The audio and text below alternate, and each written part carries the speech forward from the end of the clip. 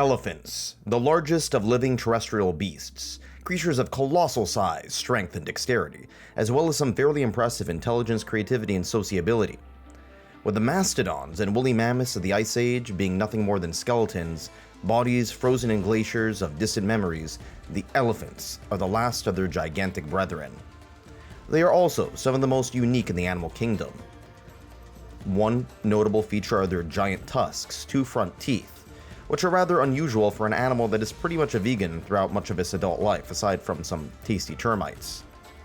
These tusks have made them formidable both on the savanna and on the classical battlefields, but they've also made them vulnerable due to the ivory trade. The only other animals with tusks would be walruses, narwhals, and a few others, but what's even more unique are the elephant's trunks, using them as both a nose and a hand. There really isn't quite anything like the spectacle of elephants, and elephants are not a monolith either. To this day, there are 3 species of elephants. One, which is rather obscure, is the critically endangered African forest elephant, native to the, Central African forests, but due to their isolation in the dense forests, they're rather hard to find. After all, many of these forests are very remote and oftentimes located in politically unstable regions. For this reason, they play a pretty minor role in the human imagination. The same is not true for the African bush elephant, which is the largest of the 3 remaining species, and while it is endangered, its pockets of ranges are spread across vast swaths of the savannas of sub-Saharan Africa. Due to their size and other features, they tend to be one of the most iconic animals on the planet, even by people who have never stepped foot on the African continent. I got to see them myself on my trip to Kenya and Tanzania, and they're truly a sight to behold. The females are social, led by a matriarch, leading a group of other ladies and their offspring across the savannah looking for food.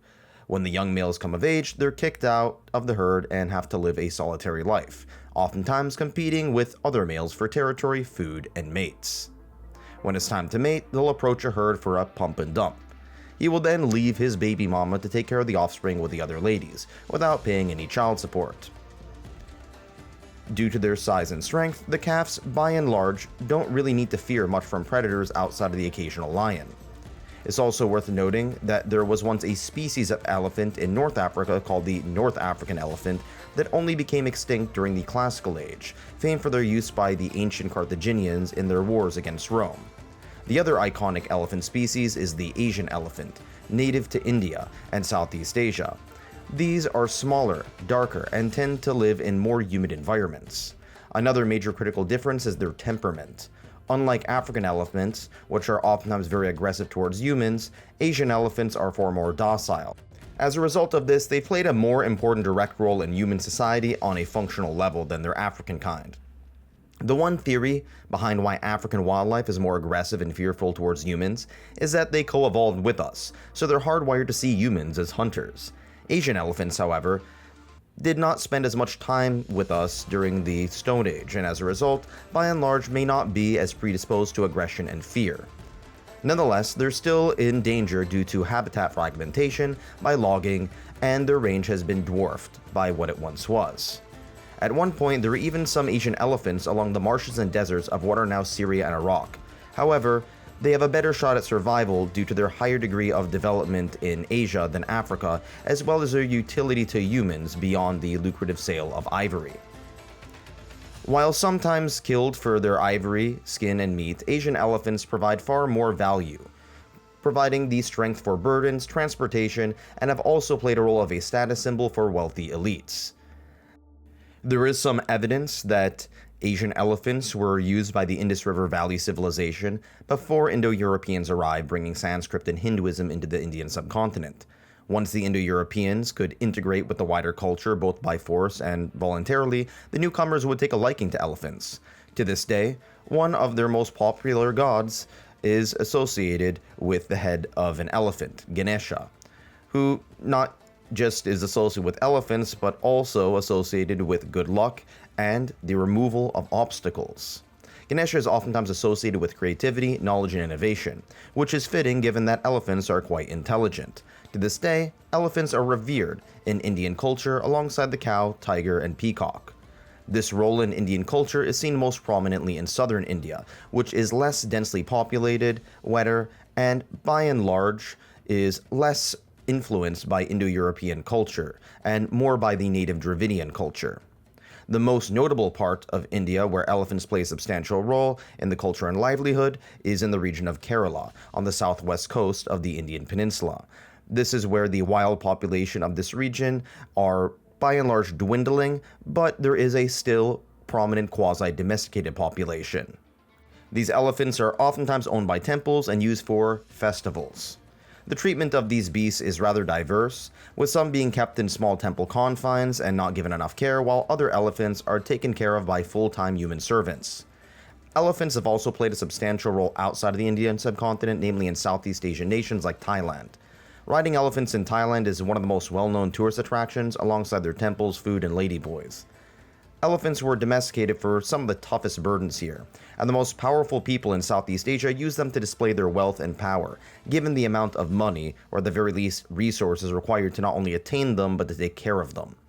Their burdens were oftentimes tied to the logging industry, used to pull heavy sets of logs from the forest into villages, ironically contributing to the destruction of their own natural habitat without even knowing it. However, given the fact that they've played such an important role in Thai culture and the rest of Southeast Asia, and given the fact that this region is predominantly Buddhist, which is less centered around humans and more centered around nature, elephants are still held in high regard. And there are protections in place for both individual elephants and their habitats. And then of course we move on to the next subject, warfare. While not significant today, an elephant would clearly not win a fight against an M1 Abrams tank. Elephants still have played a considerable role in warfare before industrialization in many parts of the world where they roamed. Elephant warfare is, for the most part, kind of like horse cavalry, but with the advantage of being much larger and much more intimidating in order to break through opposing enemy lines. However, they were also costlier, slower, and most troops on elephants were usually ranged using bows and arrows or long spears, since your typical sword isn't long enough to reach out and kill a soldier on the ground. It was also common to not really breed elephants into full domestication, as they are very large and difficult to breed due to their long, slow gestation periods, but rather to tame Asian elephants from the wild.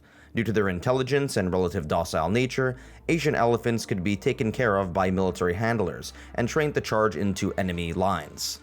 During the Bronze Age in India, elephants in warfare became a staple as the Indo-Aryan peoples were filling up the void left by the Indus River Valley civilization's decline.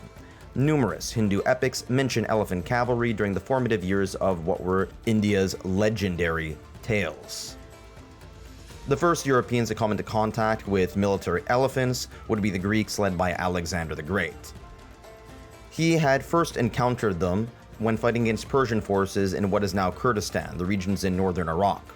But elephant warfare would not come into full force with Europeans until Alexander reached Punjab in what is today Pakistan. Not necessarily the Indian part. While Alexander the Great had initial success, his army was exhausted and homesick, and refused to press any further to fight Indian armies and their giant mighty war beasts. The Mauryan Empire of the Bronze Age, which is arguably the most influential in India's history, managed to triumph over various city-states in the subcontinent with the help of thousands of war elephants. Elephants were protected, and killing one was punishable by death. India would continue to be the center point of elephant warfare, as their use in the Middle East and China, while not non-existent, was very limited due to populations dwindling. During Alexander the Great's battles in the Indian subcontinent, he did recognize the status symbol of using war elephants, which guarded his palace. People in Europe, the Middle East, and North Africa would to some extent adopt the Indian custom of using elephant cavalry. First from Asian elephants, and later on from the now extinct subspecies of the aforementioned African bush elephant.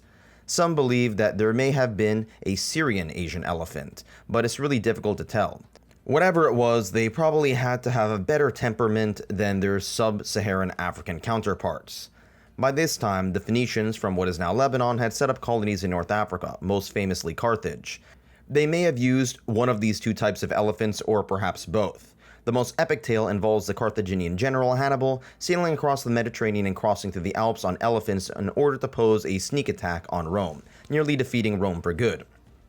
Alas, they did not, and Rome eventually got the upper hand and sacked and burned down Carthage.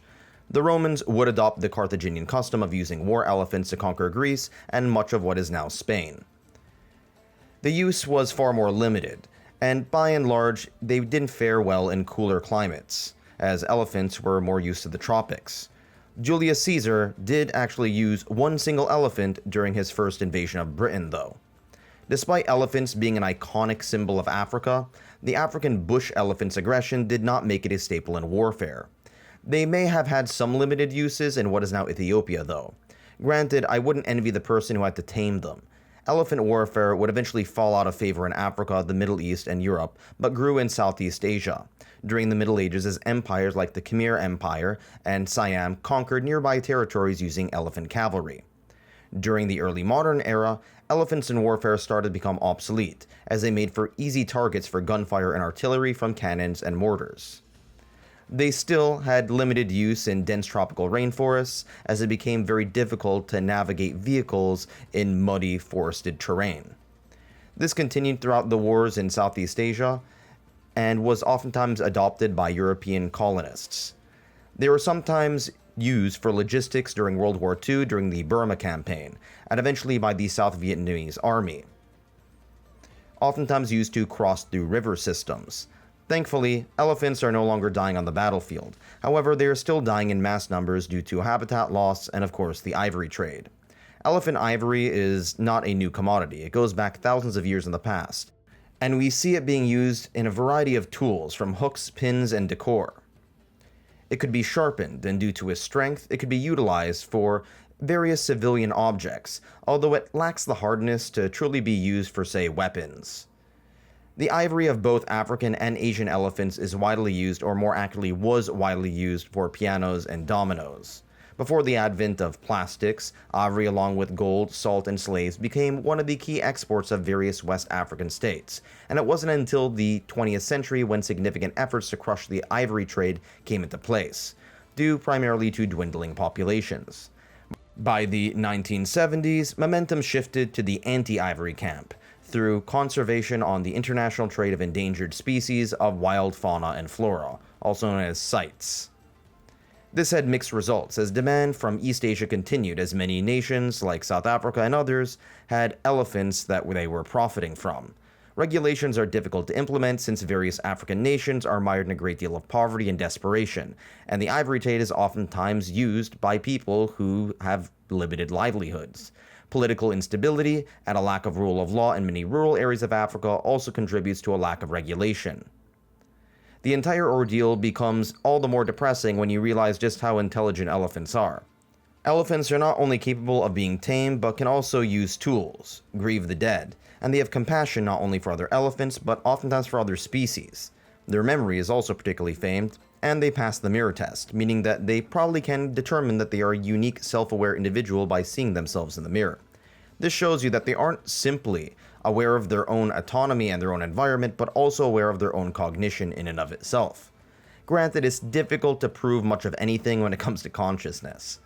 I suppose you could call them elephant beings, since they are arguably sentient, not just conscious. Their intellect is remarkable, giving them the ability to paint, mimic, solve basic puzzles, etc. Granted, some of this has been exaggerated, such as the concept of elephants using graveyards, in which elephants actually go to a place when they're dying in order to, die. This probably is not the case, and oftentimes we see a great deal of elephant remains due to poaching in one area, or for that matter, environmental factors like drought. Nonetheless, these creatures, no, beings, have continued to capture the imaginations of modern people, from Barbar to Dumbo to the symbol of the Republican Party. Now, I was gonna wax poetically about the elephant at the end of this video, but instead I'm gonna show you a clip of Steve-O from Jackass jumping into a pile of elephant dung.